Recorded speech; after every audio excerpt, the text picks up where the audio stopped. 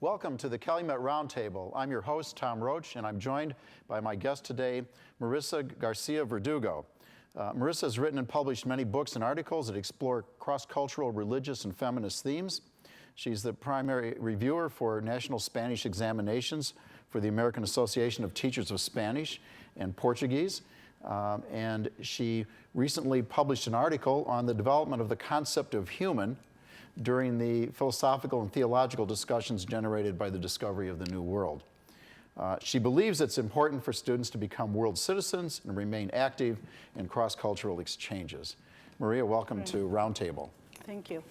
Happy to be here. Good, very good. So I'm very interested in this, this discussion of what it means to be human that was created by the discovery of the New World. Can you give us a layman's introduction to that? Well, up until that point, the idea was that everything was in the Bible, and the concept of human was tied to religious values.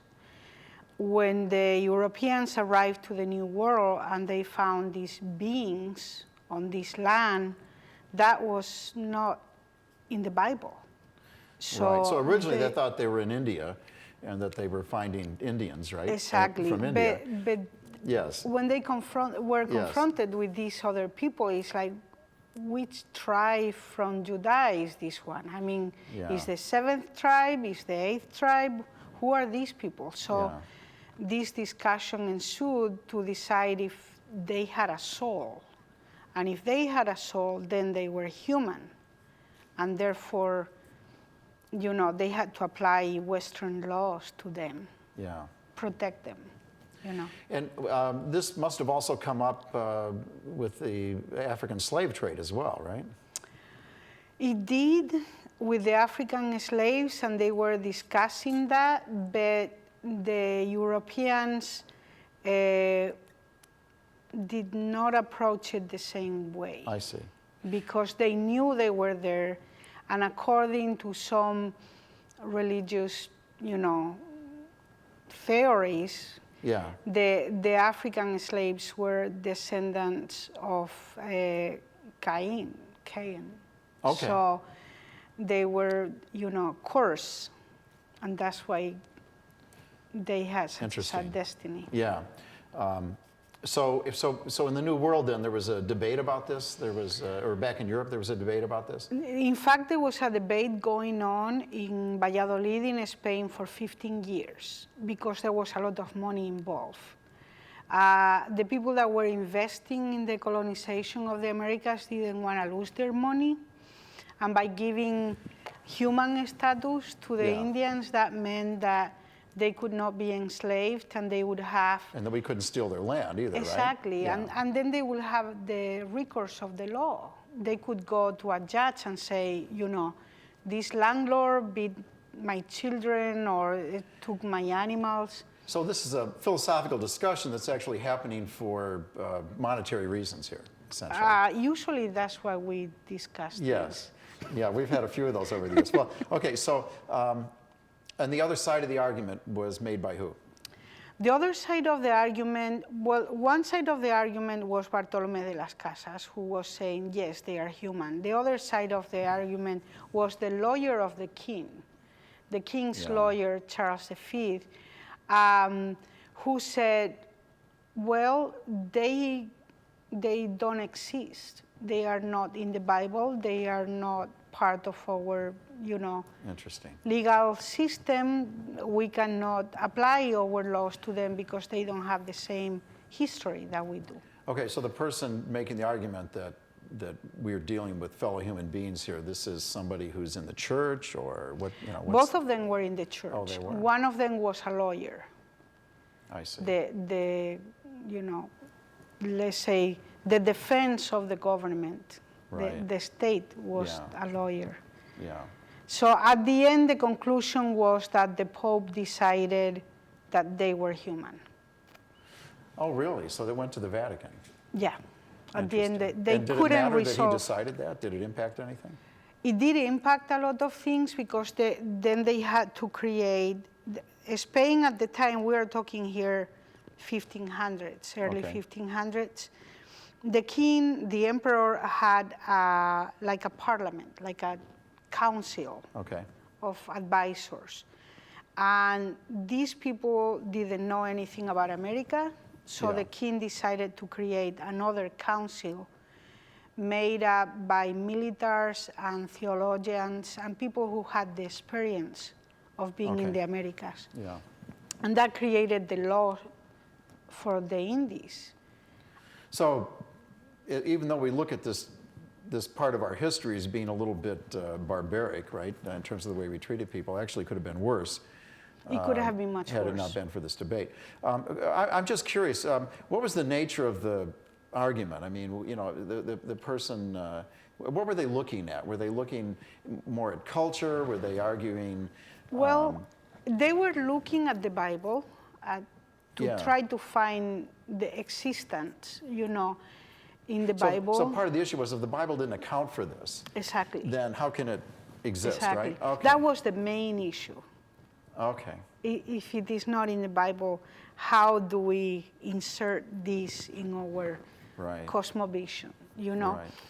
And so the other thing that they did was, well, maybe we have not read well the Bible. So they dispatched all of these theologians all over the Americas Yeah. to study the people to see if they could have some rites and some customs that will fit with the Jewish traditions. So they discovered Now, that. why are we saying the Jewish traditions, not the Christian traditions at this point? Because we're Yeah. talking about Christian Spain, right? Exactly, but Christianity is an offshoot from Judaism. So in other words, they're assuming then that these are people, this is a tribe that broke off, and Precisely. so therefore they're going back to, It's the 12th tribe.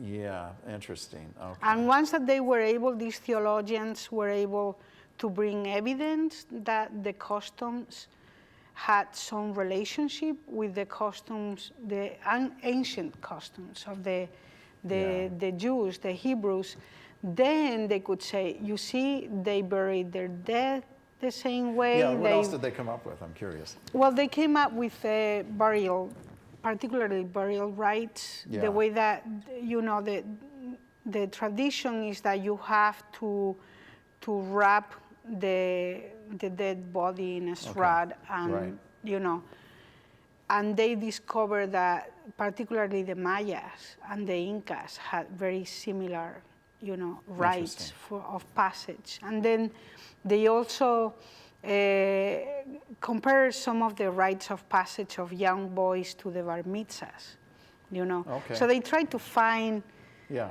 like a trace of the memory of Yeah. you know, the time when they left Judah. After thousands of years and many, many miles. Yes. So it was very interesting, and it was very interesting to see how the Western civilized Europeans tried to manipulate all of these concepts and all of this language in order to get to where they want to get. So when they were bringing in Christianity to the Americas, they weren't bringing Christianity to some alien people. They were converting Jews in their mind, right? That's very interesting. That's what they were doing. I never heard of this, yes. And Yeah. also you know, according to the Bible, once that the last Jew is converted to Christianism is the second coming of Christ. So the Spaniards were thinking that they were to contribute to the end Right. of this world. You know, Right. it's all part of, you know, Right. a religious Of course, vision. other people think there's going to be a rapture and things like that, but we don't get into that in here. So that's I don't okay. think that Yeah. was in the But literature lots that of I read. interpretations of how of how things end. Well, that's a really fascinating time, and I guess we, you know, most of us, what we know about that is just that the soldiers came in and they stole the gold and they trashed the cities and they left. But apparently, parallel to all of this, there was a movement to try to Christianize, essentially. Humanize this lost. first and then Christianize. Okay, but now when you say humanize, that's something different, right? Well, no, because if you look at the slave trade, that is basically dehumanization. Yes. You know, so what these people were trying was to prevent that, to prevent dehumanizing all of these people that they have found. So do you see any issues today that would be informed by this? Any issues today that are informed by this process? Yeah, by this debate. I mean, for instance, I'm not trying to, go in a direction, but for instance, the conflicts between the Christian and the Muslim peoples and well, and I things think like that we humans tend to dehumanize people that we want to hate. Right. So it's very Right. easy for us. And in all the wars that we have, and even in political debates, we do that all the time. We just dehumanize people so we can, deconstruct their rights. Yeah, I think that was a big part of the racist arguments from the 60s. And I know during World War II, we had derogatory terms for the people we were fighting. And that's all, I guess, something that leads to and facilitates it's a very good tool. killing our fellow human beings, right? Yeah. It's a useful tool for control. So, so this gets resolved after 15 years. This gets resolved, and the population in the Americas receive, the status of citizens, of subjects of the king. But things weren't okay after that. Things were not okay after that, but it prevented complete extermination. Oh, really? So that might have happened? It might have happened. It did happen in other places, Really? In Argentina and Chile, where the contact with the native peoples happened later, in the 1800s, when these countries were already independent, the outcome was very different. Argentina and Chile and Uruguay are pretty much white Europeans. Because there was a systematic, scientifically organized extermination. Really, yeah. But in the 1500s, they hadn't developed that,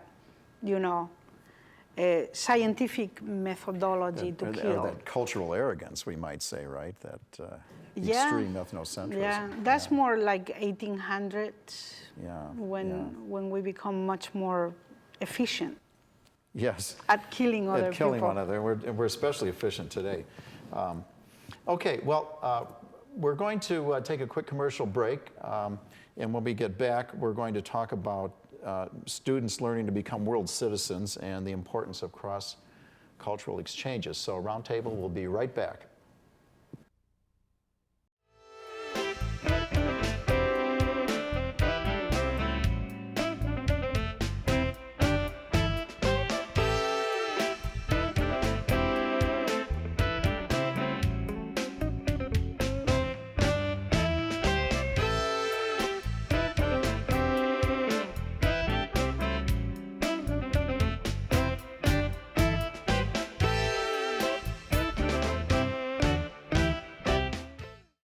Welcome back to the Calumet Roundtable. I'm your host, Tom Roach. My guest today is Marisa Garcia-Verdugo, and we're talking about, right now, what it means to be a world citizen. And you think this is especially important for students. Let's discuss that. Define world citizen for me.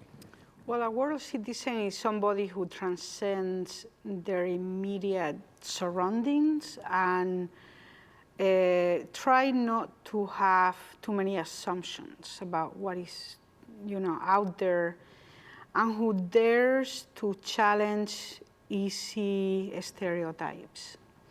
I think that, we are very mobile today, but we are still operating like if we are tied to one place and one culture or one language.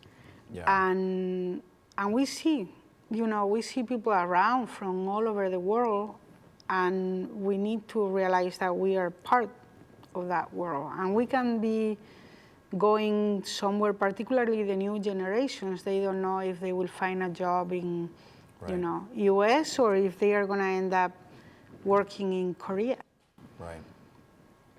Well, with all the exposure that people have from the second half of the 20th century on to movies and news on television showing us people and events from around the world. I mean, do you think we've moved somewhat in the right direction, or is this as much a problem as it's always been? I think we have moved in the right direction, but I think that we all tend to think that, other people travel, other people are smarter or more sophisticated, and we don't insert ourselves in that picture. I think that if the students, and particularly our students, if they realize that in a way we are all very similar, that we all have our families and our daily problems, no matter where you grow up, or then they will feel comfortable in other places, and they will be, they will communicate better with other people and maybe ask questions that might benefit them. Asking questions is a really good idea. Right. And sometimes we don't want to be rude, we don't want to be intrusive, but a good question might mean a new relationship, a good networking, it might really mean a lot. Mm-hmm. So what part does of college education play in this? Does the university have a responsibility to expose students? Well, it's the right age. I think that, when you are in high school, you are very young and you take group trips because you need to be, in a very safe environment. But when you are in college, your mind is set to learn and you are open to new experiences, and there are big changes in your life. So part of that big change can be becoming friends with international students, doing a study abroad, doing research. For example, I know that there are professors in this university that have been studying water in Africa, how to create, access to drinking water, or people that study international finance, issues. I mean, there are many ways to approach it, but we really need to become familiar with the idea that we are a thread in a big fabric, that we are not just, isolated. If I could go back to something, you made an argument there that was familiar to me. If I understood you correctly, you're saying that being exposed to these things in high school is different from being exposed to them in college because of level of maturity, openness, things like that. I heard that argument made about taking college credit courses while you're in high school. And the argument against that essentially is that, yes, students may be able to take a communication class in high school, but they're not at that point maturity-wise where they're going to get the kinds of things out of it that they would get, for instance, if they were in college. And so you're saying that actually that this exposure to other cultures is more significant and more life-changing if it happens as part of the college experience. College age. Interesting. Yeah, because I think that, knowledge is not isolated.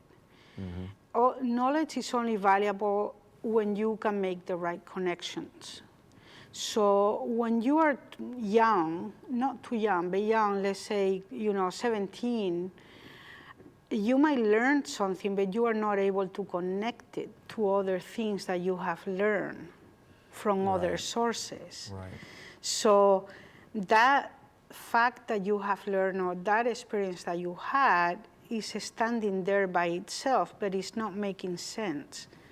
When you are older, when you are 21, let's say 21, whatever you learn, you are going to connect to other things. Right. And I think that that's what you are able to do when you are in college. Like, you can learn a lot of math in high school, but until you get to college, you are not going to connect your math with a business course in accounting, or you are not going to connect it to computer science, or even to behavioral sciences, to do statistics. So college is more about connections. You have much more knowledge and mental, skill. Yeah, and I suppose we're straying off into a discussion of cognition here, but I Which also... is fine. Yeah, no, that's okay, right. But I guess another advantage at the university is that you actually have large groups of students from other countries here who you may be interacting with, right? And so there's more of it's not like immersion like if you were studying in Paris, right? But it's closer to an immersion if you've got groups on campus that represent different cultures, right? And you're interfacing with them. Yeah, I agree. And the other thing is that in college, you also have foreign faculty. You are going to have a faculty member who is from Pakistan teaching, Or Marisa here, who was born in Spain, am I right? Yes. Yes. And where in Spain? I am from a small town called Cáceres, which is close to Portugal, and it has an awesome medieval town. Oh, really? It's totally preserved. So there is a medieval town. It's like Siena in a certain way. You can walk through the streets. It has been denominated by UNESCO as Patrimony of Humanity. It's one of the protected sites from the United Nations in case we go, get into trouble and have another war. Right. And actually, you've taken students to Spain, right? Is that one of the places that you've taken them? Or? Yeah, the faculty in the department, I don't do it anymore, but many years ago, in 1998, I started taking students to Cáceres, and we take them there because it's a small town and nobody speaks English, so they really don't have any other choice to really get. They have to be immersed. Yes, that's very good. So it's fun. Yeah. It's really fun. I could take students to Joliet. Yeah. But I don't think it would be. The cultural shock will not be that intense. No, it's actually much less than you can imagine. So when we say cross-cultural exchange, what qualifies as a legitimate cross-cultural exchange? Well, let's start with something small. Let's suppose that you live in a Hispanic family, in a Hispanic neighborhood, and you come to Purdue Cal. Yeah. You are going to cross different, lines of culture there. You're going to get out of your family. You are going to get out of your neighborhood. You're going to do mostly everything in English. And how long do you have to be there for that to qualify? I mean, does that happen in 2 days or 2 weeks? When you go to another country with a different language, your shock will take place probably during the first 3 days. Mm-hmm. After the third day, you will develop resources to adjust. Right. If you are there for 10 days or for even 1 week, you have acquired already skills that will help you, for example, when you get into a new job, that you need to adjust really fast. So this is really a timed process here. It can't happen. You can't get the full effect of a cross-cultural experience in 1 or 2 days. It needs to be a couple weeks, it sounds like, right? If you are on your own and you don't have anybody helping you out, I think that in 5 days it happens more quickly. Yes, I'll bet it would. Yeah, that's interesting. I took students to Oxford for 2 summer study programs, and then last summer to Paris. And I remember reading something in the literature about after so many days, you're going to get homesick and you're going to hate your host country. And then after so many other days, you're going to love being there and you'll really start appreciating it. And I guess that's a reference to that time sequencing that has to happen, right? The other thing this reminds me of is I've heard people say after they study a foreign language for a while, I was thinking in that language, right? And you dream in the language. And you dream in the language. That's interesting. You do. So we elaborate on that for a second for me. What's the meaning of that? The thing is that you internalize the language. Like, for example, when I talk now, I don't know if I spoke in English or in Spanish. I don't remember it. Yeah. So when I speak, depending on the person in front of me, I use one language or the other, but I don't monitor Right. which language I'm using. A language learner, at the beginning, the first year, they monitor everything that they say, and they pay attention to little details like grammar, you Right. know. But after a certain amount of time of practice, you start monitoring and the language flows by itself. And you start adding vocabulary and expressions automatically without even thinking about it. And eventually you internalize the language. You still may have an accent like I do, you know. Yes. And I still kind of scramble for words sometimes, but I know that if I don't know how to use one word, I can just switch to another word. And that is the process, you know. Right. I think that a person who is immersed culturally, like for example, our students that come to the United States to study and they take 6 months in English and then they take classes in engineering. Yeah. Well, that's proof that if you really want to learn a language and you are well motivated, you are going to learn it and you are going to be able to function. You know? Well, so it's a big choice to throw yourself in a situation like that, but one that pays off. And I guess just to wrap up here, I mean that's one of the essential requirements of what we call the liberal education, right? Is that the student would have to take another language and not just learn the words, but learn, acquire a sense of what it's like to be from that culture, right? Correct. And also, you know, expand your own culture. Right. Well, that's true, because if you're interacting with other people from that culture, you're explaining and expressing yourself. Okay, well, that is all the time we have for our program. Thank you, Marisa, for joining me today on the Calumet Roundtable. Thank you. My pleasure. And I'm your host, Tom Roach. Everybody, have a great day. Thank you.